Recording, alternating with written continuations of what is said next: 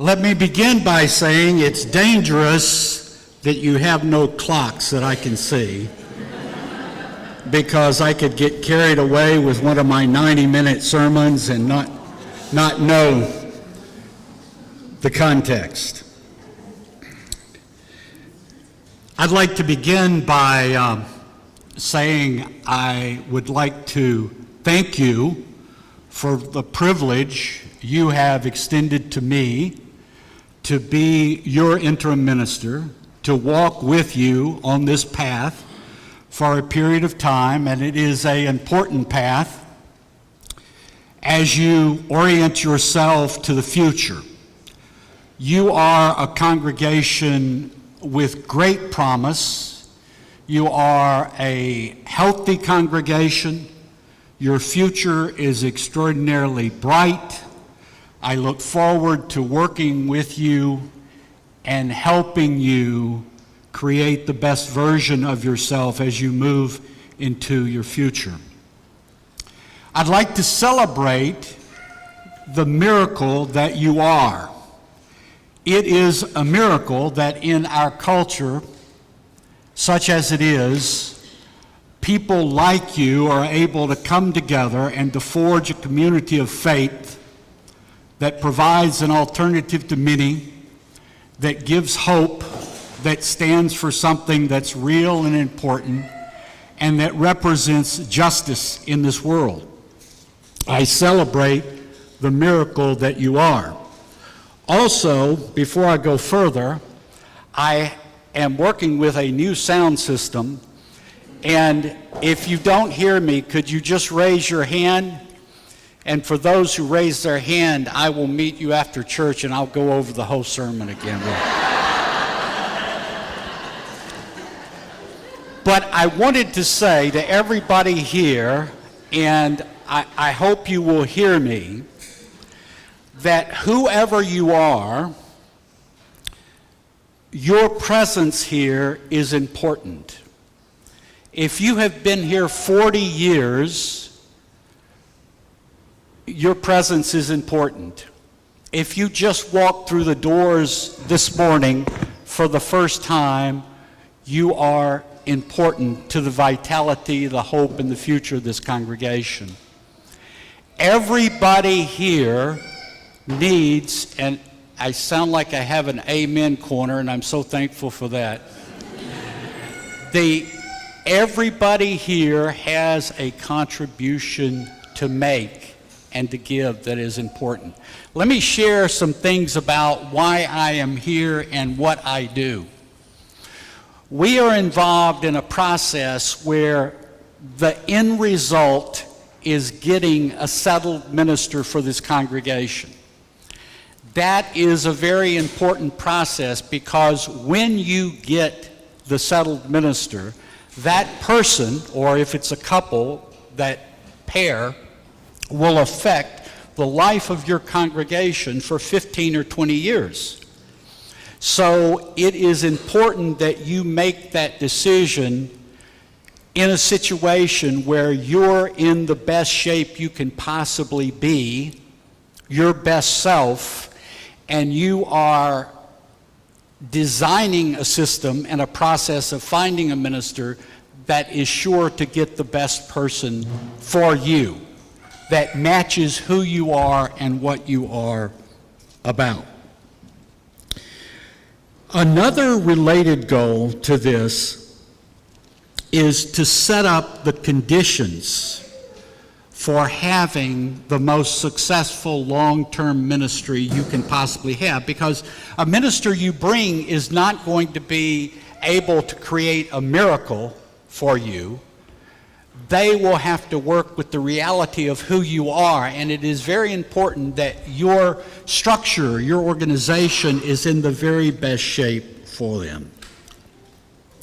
Creating an organizational structure that serves you, that fits you, that maximizes the effectiveness of your congregation is important. But one of the key things that I find to be extremely important is to create a structure that unleashes the energy of people in this congregation to do good to those in this community and beyond. To create a structure that unleashes the genius, the energy, the enthusiasm, the talent, which is abundant in this congregation, to serve the purpose of doing good. Because what happens in this congregation affects people. It affects their lives. It affects what happens to you. It affects what happens in the larger community. So it's very important. Well, what do I mean by organizational structure? I mean things like the bylaws, the governance structure, the way you do what you do. It means defining roles and responsibilities and boundaries, lines of accountability, so that you can be clear with one another about who has the right to make what decision about what subjects. It means having a congregation that honors covenant, that honors how you choose to be with one another. It means defining your congregation in terms of what you are for rather than what you are against. There's a lot of detail in what I just described.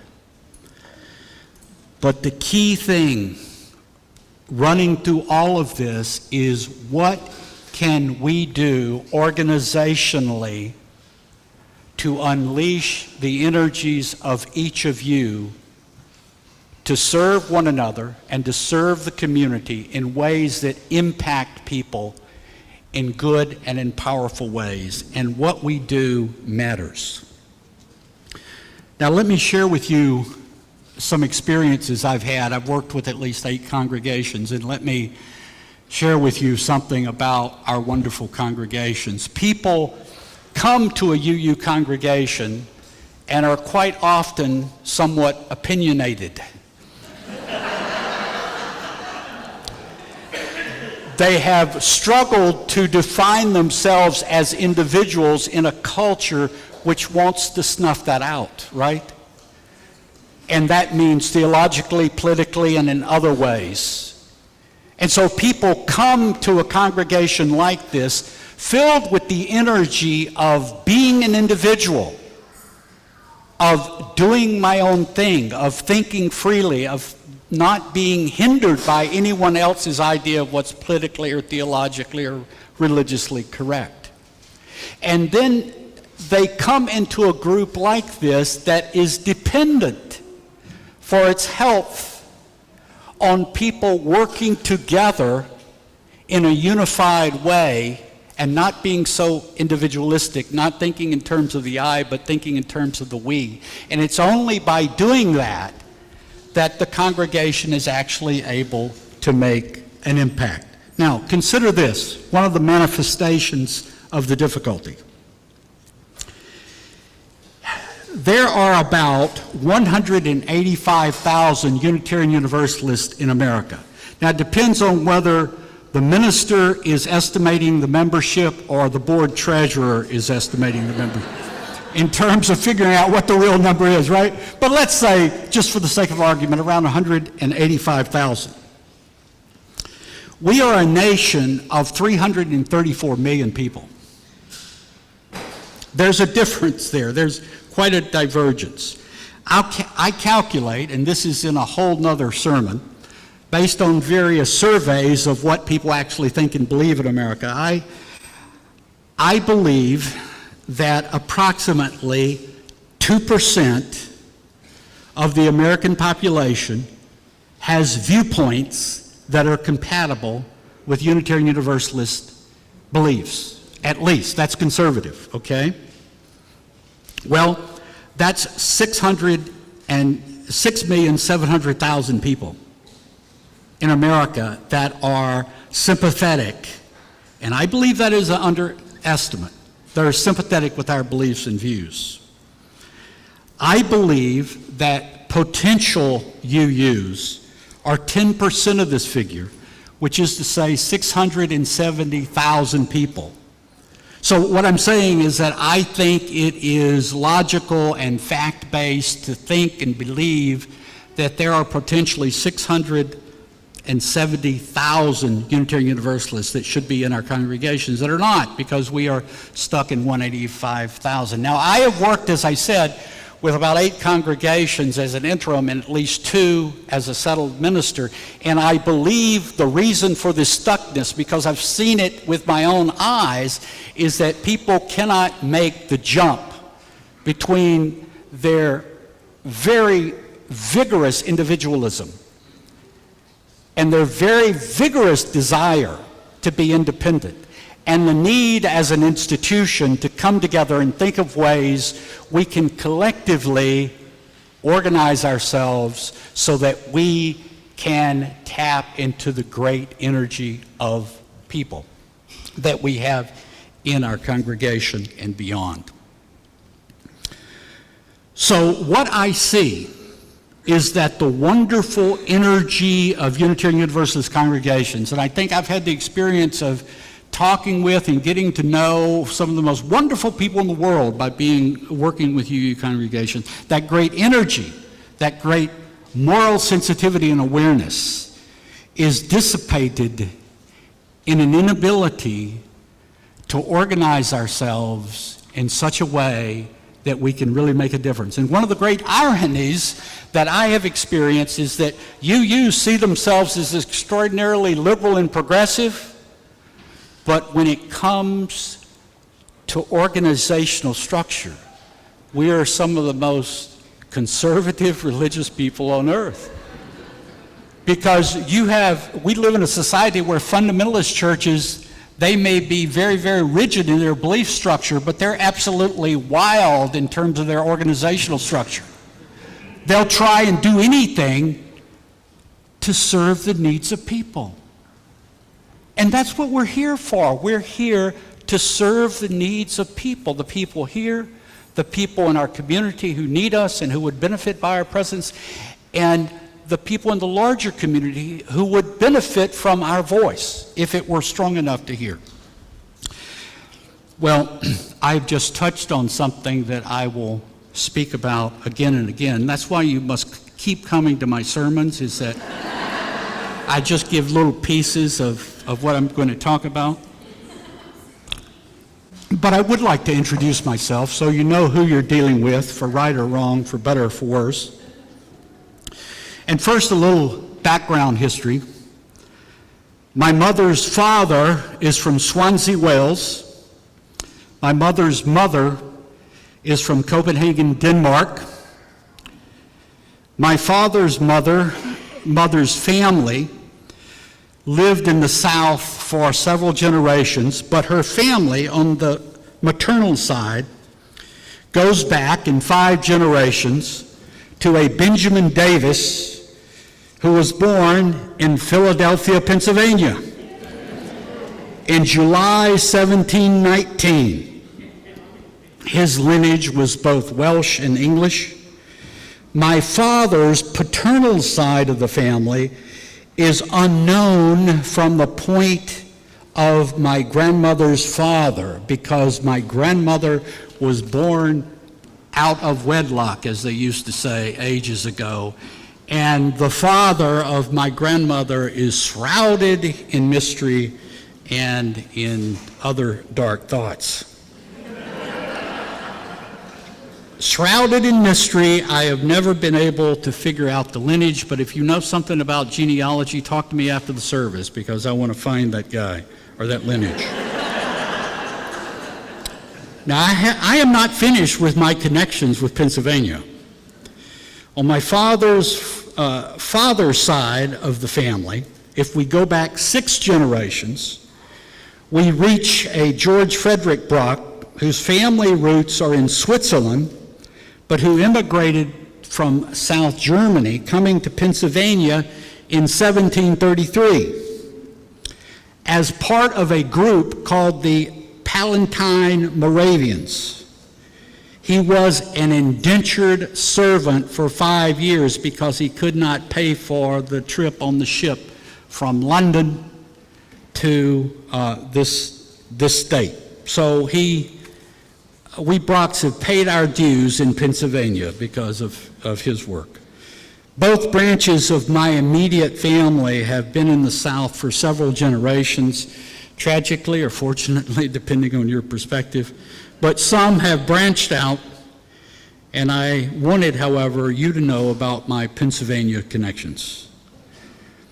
Both sides of my family were drawn to Birmingham because of the opportunities presented by the steelmaking business called U.S. Steel in its latest phase of development. I grew up on the western edge of Birmingham, Alabama. I attended a school system called Fairfield, Alabama, which was slightly to the west of that. My father worked for U.S. Steel for 43 years. My mother was a homemaker and a small business owner. I was the youngest of 4 children.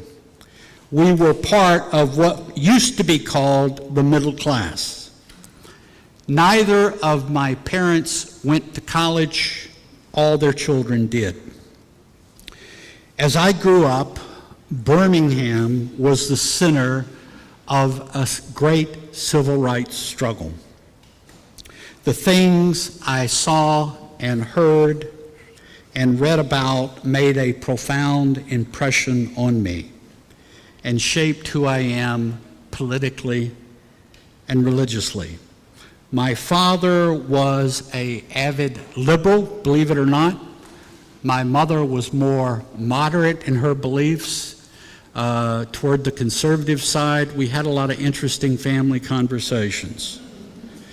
My father had his views that were very liberal in the household, but never spoke outside the house because that would have been suicidal in terms of his job. The social turmoil was felt by me personally in the school system I attended, and there are so many stories I could tell, but let it just be said that I saw and experienced a lot of turmoil.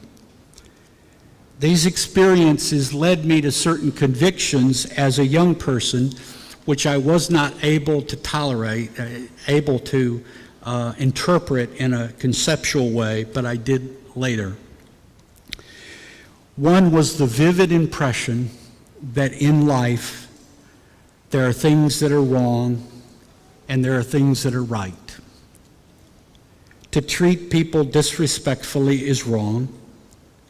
I saw in certain people's actions what I think could be called legitimately evil.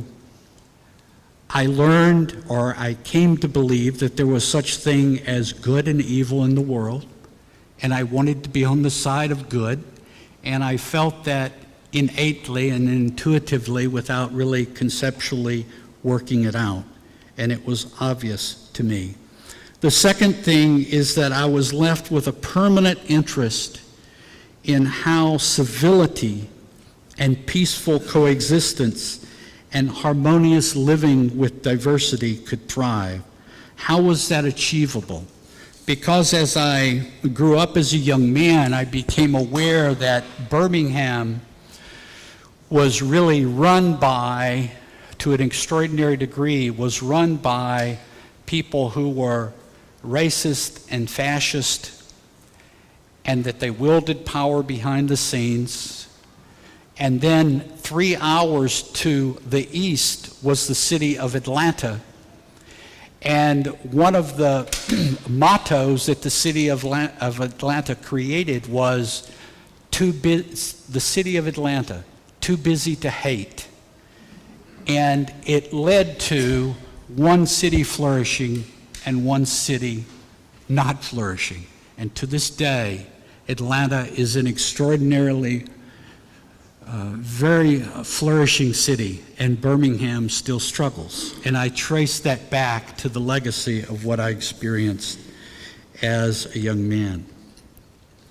While in college, I was drawn to the vocation of ministry. I blame that to the maternal side, George Frederick Brock, who was a Moravian and interested in religion. It's got to be genetic. It's not logical to be so. I naturally gravitated towards the United Methodist Church because that's the church I grew up in, and there were really not UUs running around in Birmingham, Alabama being noticed. I graduated from college and I went straight to Vanderbilt University. I went directly from seminary into a United Methodist Church. I was there for 2 years in a UU parish in a suburb of Birmingham, and I realized, hey, I can't do this. I went to some older colleagues and I said, hey, you know, I'm having a struggle with people, these beliefs, I can't really think in this way. And they said, look, Ed, we know that the Bible is symbolical. But they believe, the people in the congregation, they believe it's literally true. Now, we must cater to the fact that they believe it's literally true, while we know it's all symbolical. And I was talking to people who were elderly clergy or elder clergy, and they were really great and wonderful people and progressive people, many of them. But that's what they were telling to me, and I said, I don't want to do that.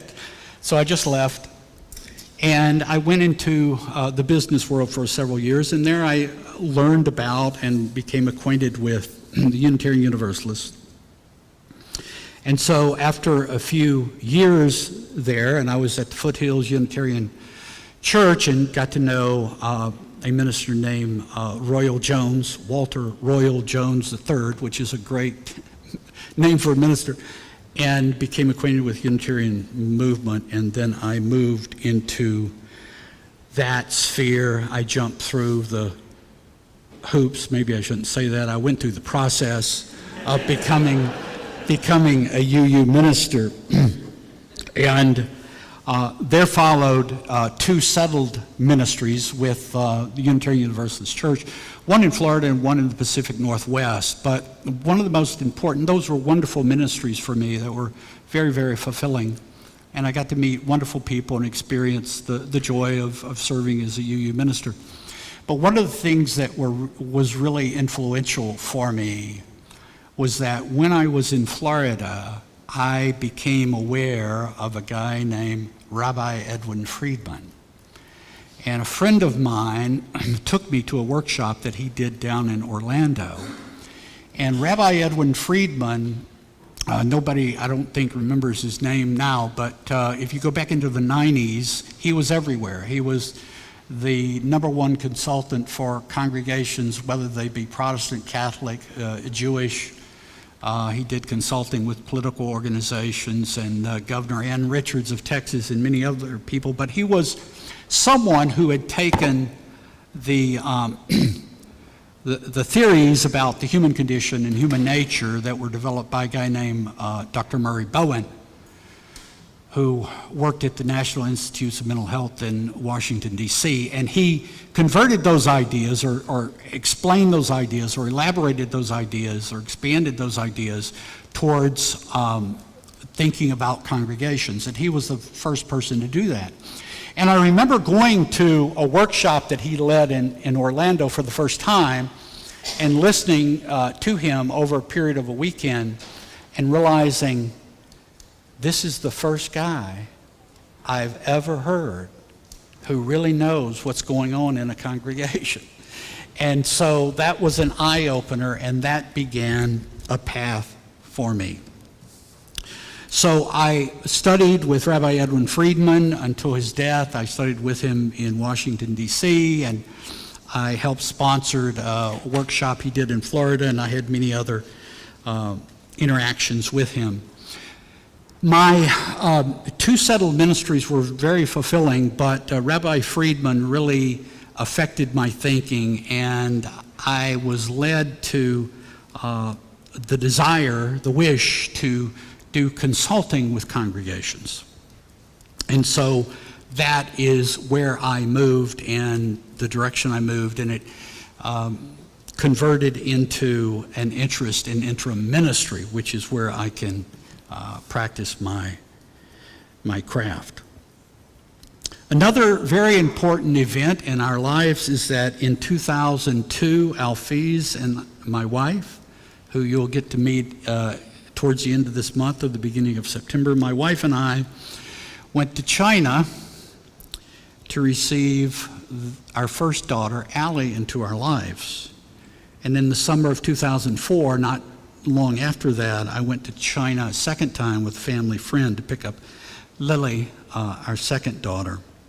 And these trips to China were extraordinarily life-transforming for me. By the time we had adopted the two children, I was pretty much had my eyes and my heart and my mind set for doing consulting work in the spirit of Rabbi Friedman. And so I did venture into interim work.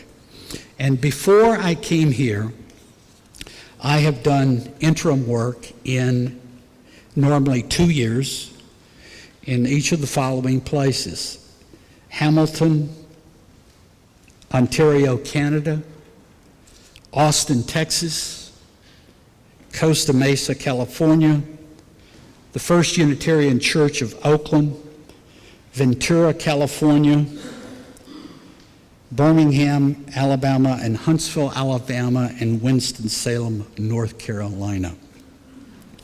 My move from the West Coast to the east to the southeast 8 years ago coincides with a need I'd felt for several years to get closer to my family. All my family is all over the southeast. I could not talk them into coming to the West Coast.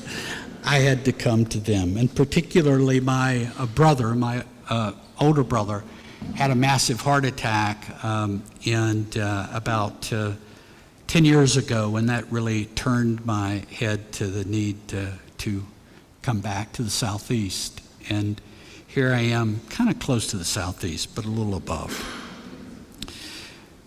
I must put at the very tip top of my great events that have happened to me is my marriage to Alphys, my wife.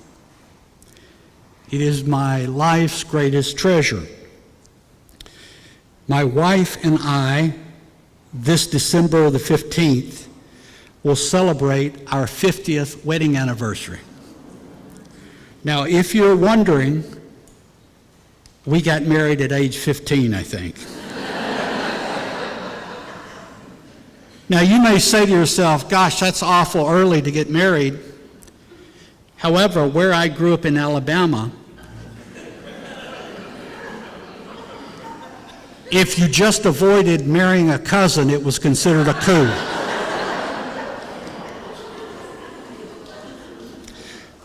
Marrying Alphys is the greatest thing that ever happened to me. Some people ask me, what is interim ministry? I sometimes hope they'll just stop asking that question. Well, I touched on that a little bit earlier, and I will talk more about it in the town hall after the service. But I want to reiterate a couple of things. You have a very bright future ahead of you. You have very great potential as a group of people, as a force in this community, as a source of healing and helpfulness to the people who are a part of this great community. Your history of 16 years of successful ministry prior to the interim, the smooth transition of retiring ministry is a great blessing. You have an extraordinarily large RE program relative to the size of your congregation. That is a great boon. Now, when I say you're in a smooth transition and you had a smooth parting of your former minister, let me pause for a moment and give a comparison. I once worked with a congregation, I won't say where,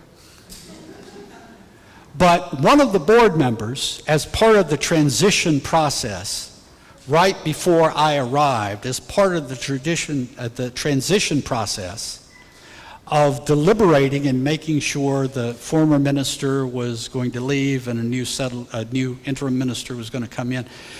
For that process, one of the board members had hired not one, but 2 private detectives who came to the meeting armed. So the stress level there was pretty intense, right? So believe me, you're walking in clover. Everything is wonderful. And having met the people I have met thus far, I can say without hesitation or ambiguity that you have the talent and ability here to do anything, and I mean anything, you put your heart and mind to. But I wish to emphasize something. I cannot do anything without your help. I have a lot of great experience. I could easily brag on myself for 5 or 6 minutes. I'll refrain from that. But I have expertise and experience to bring here, but it doesn't mean anything unless you help me. Because what I think and do and say is really not very meaningful. If you and I can join hands and link arms and walk together, then we can really get something done.